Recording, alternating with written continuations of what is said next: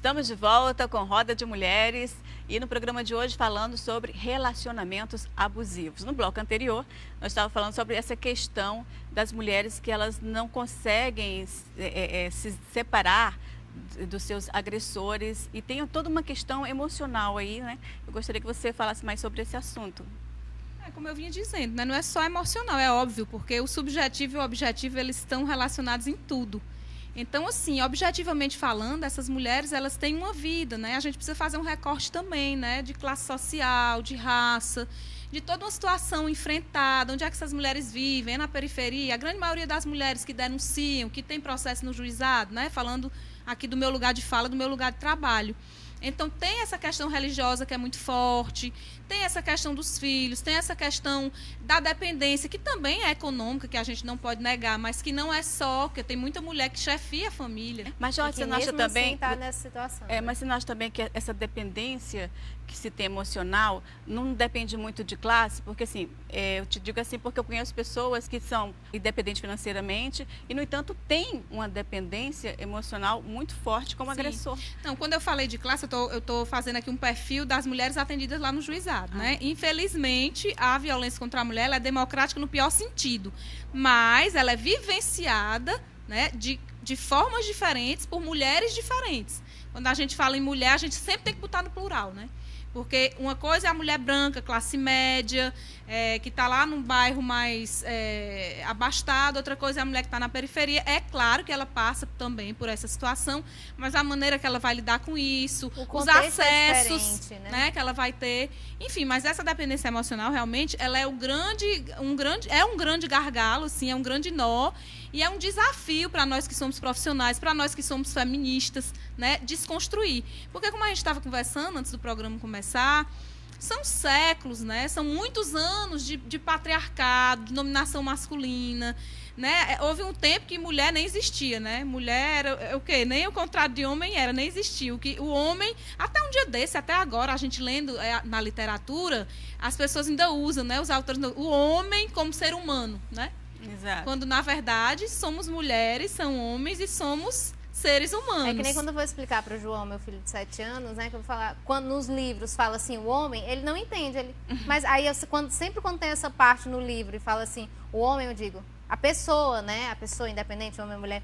Mas sobre essa coisa essa questão da dependência emocional, eu nunca esqueço, eu estava fazendo uma matéria no presídio feminino. E a diretora do presídio estava falando justamente dessa dependência emocional, no sentido de que no presídio feminino, quando a mulher que vai presa, e muitas vezes é por conta do homem, que o homem que é o traficante, a mulher ali é a mula, enfim, é o avião, e aí ela acaba sendo presa. O homem, o marido, some. Mas quando é o contrário, lá no presídio feminino, quando o marido vai preso, a mulher não deixa de visitar ele. Ele sai e a mulher está esperando por ele lá fora. Isso não, ela diz que não observa isso no presídio feminino. Camila, quando a mulher sai, o homem sumiu. Olha só. E ela foi presa por causa dele. Mais de 20 anos que eu me formei. E a minha graduação foi no presídio feminino, Aurim Moura Costa, ainda funcionava ali perto do liceu. E foi falando justamente de como é que as mulheres se enxergavam como mulheres estando ali naquela situação. O perfil que foi traçado é o mesmo que você está me trazendo hoje. A grande maioria é condenada por tráfico. O tráfico normalmente tem a ver com os companheiros, porque elas vão levar, né, os entorpecentes, enfim. E essa questão aí que você traz, não é só a mulher, a companheira, a mãe, a irmã, a tia visitam. E as mulheres, quando são presas, elas são abandonadas. E aí, voltando para a questão da dependência emocional, a gente traz para uma questão cultural. Quando eu digo que o objetivo e o subjetivo não podem se desligar, realmente não podem. Quando a gente pensa em como é que nós, ao longo da história, fomos educadas para cuidar, para perdoar, para entender. Eu brinco muito nos trabalhos que eu faço no juizado, e quase ninguém conhece essa brincadeira, porque é lá do interior, eu sou do Cariri, né? Sou do Crato. Que era o grilo. Cadê o grilo? Tá lá atrás. Aí a pessoa corria com o raminho e ficava lá no final da fila. Eu brinquei muito disso. Aí eu digo que nós, mulheres, a gente aprende ao longo da história a ser o grilo. A gente sempre tá lá atrás. A gente cuida do papagaio, da galinha, do menino, do cachorro, do avô, da mãe, do idoso. E quando a gente vai lembrar que a gente existe, a gente já está morta, acabada. Então, assim, querendo ou não, essa dependência emocional, ela tem muito a ver com aquela ideia que foi passada, de que a mulher só é alguém se tiver um homem do lado, se ela for casada. A mulher completa 30 anos, se ela não casar, ela tá no caritó, ela ficou pra titia. O homem A não, gente né? Não, mas a isso primeira no- pergunta que se faz quando não te vem faz tempo é tipo assim, e aí, Já casou? E aí, tá com alguém? Né? Mas Tem, essa... Lana, tem uma coisa também que é o inconsciente, né? A nossa subjetividade também, ela tem uma estrutura que a gente nem se dá conta. Então, são coisas que são naturalizadas, inclusive em termos de fantasias e de desejos, né? Então, essa questão também da dependência nos relacionamentos abusivos é como se você desempenhasse um papel num jogo. Aquele papel, aquele lugar ali da vítima, né? Ou o lugar da pessoa que se submete, e o lugar de alguém que domina, né? Nesse jogo. Então, quando há algum tipo de deslocamento nesse jogo, né? A tendência muitas vezes é da violência aumentar. Quando a mulher, por exemplo, tende a se deslocar, ela vai ser muitas vezes cobrada, né? Se deslocar desses papéis também que foram definidos, como se fossem definidos para a gente, né? Se você sai daquele lugar, você vai ser cobrada, você vai ser julgada. Então, também tem a questão da comunidade, sabe? A vergonha de se separar, a vergonha de ser taxada como uma mulher que está sozinha, a situação econômica também, muitas vezes, não é? Porque se sozinha, como é que se diz? Se às vezes com ele está difícil, a pessoa pensa, imagine eu sozinha. Então, assim, é um complexo de situações e ainda tem uma questão mesmo da subjetividade. Não é só também questão econômica, não, porque tem muitas mulheres que têm posições de poder, que têm condições econômicas e tudo, e são dependentes, se cria uma relação de dependência e codependência. Né? Que isso começa muito cedo, desde a maneira como se dá a atração, o namoro. Tem toda uma fantasia aí em torno desse homem, que é o protetor, que é o poderoso. Exatamente. Né? Ou aquele que vai ser o meu tutor, né? Em que eu não me coloco numa situação de alguém que é sujeito e que posso decidir a minha própria vida. Porque os relacionamentos abusivos, eles não começam já com a violência. É todo um processo, né? Todo um processo de sedução, controle da tua controle. roupa, o controle, não deixa você sair com suas amigas, controla o celular, controla tudo. Então, tem pistas, né? Tem algumas pistas que a gente pode perceber quando a gente está num relacionamento abusivo, né? O silenciamento, as estratégias de silenciar você, as estratégias de lhe humilhar, ou de não lhe escutar, não lhe considerar como um sujeito, como uma pessoa de igual para igual. E dentro né? desse contexto da pandemia, né? Eu lembro que a gente fez uma live na TV Ceará sobre isso com a Daciane, da Casa da Mulher Brasileira. E ela trouxe um dado que eu achei interessante, né?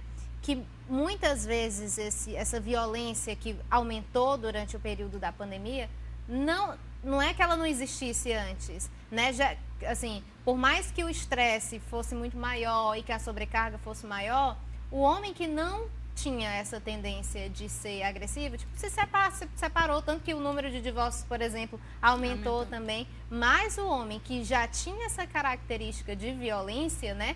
E aí, durante o período de isolamento social, que teve uma carga de estresse muito maior, né? As pessoas estavam em muito maiores conflitos. Teve o problema do álcool também, que se somou a isso, né? Que as pessoas passaram a beber muito mais no período de isolamento social. E aí juntou tudo isso, deu essa soma, a matemática bateu dessa maneira, aumentando o número de casos de violência. Agora, para você conseguir sair, superar esse momento, é preciso também de sororidade, de uma corrente de amigos, de pessoas que possam...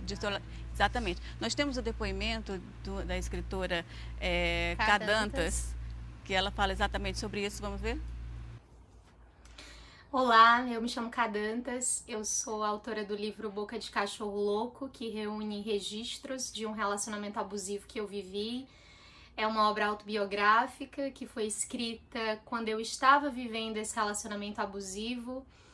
Então eu posso afirmar sem sombra de dúvidas que escrever foi um dos processos cruciais para que eu conseguisse lidar com a minha dor, lidar com a minha situação de violência e para que eu conseguisse sobreviver a ela também, mas não apenas escrever, né? Foi essencial, imprescindível que eu contasse com a ajuda das pessoas que me amavam, né? Com a escuta, com o abraço.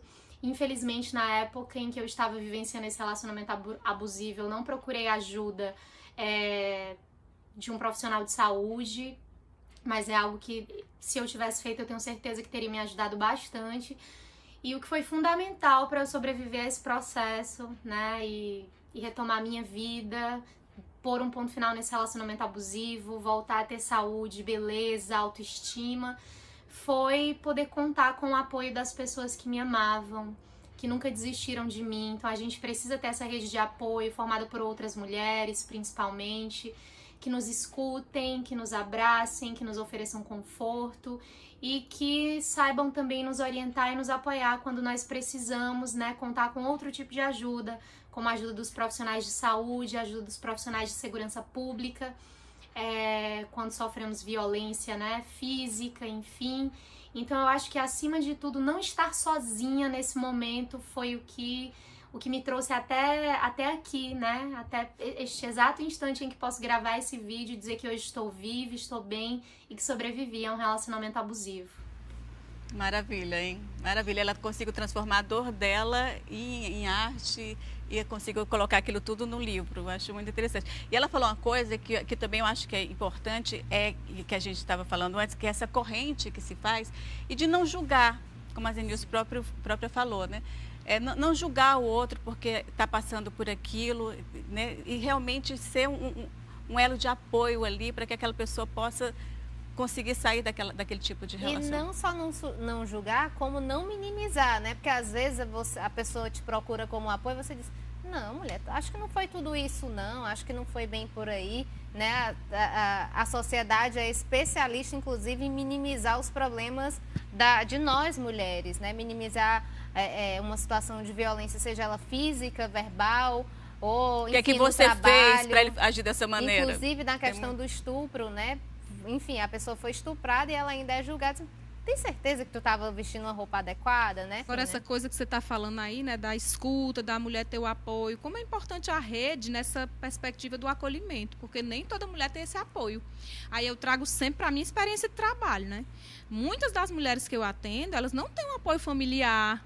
Muitas vezes a própria mãe diz que ela tem que ficar com ele mesmo, porque é aquele de estar de ruim com ele, pior sem ele. Então, assim, é muito importante que essa mulher ela tenha, claro, a família, os amigos, mas esse apoio da rede, né, da política pública. Até porque precisa de uma escuta, e essa escuta é uma escuta profissional, né? Profissionais treinados, né, para fazer essa escuta, porque para você romper com essa situação, é como a psicóloga falou, né?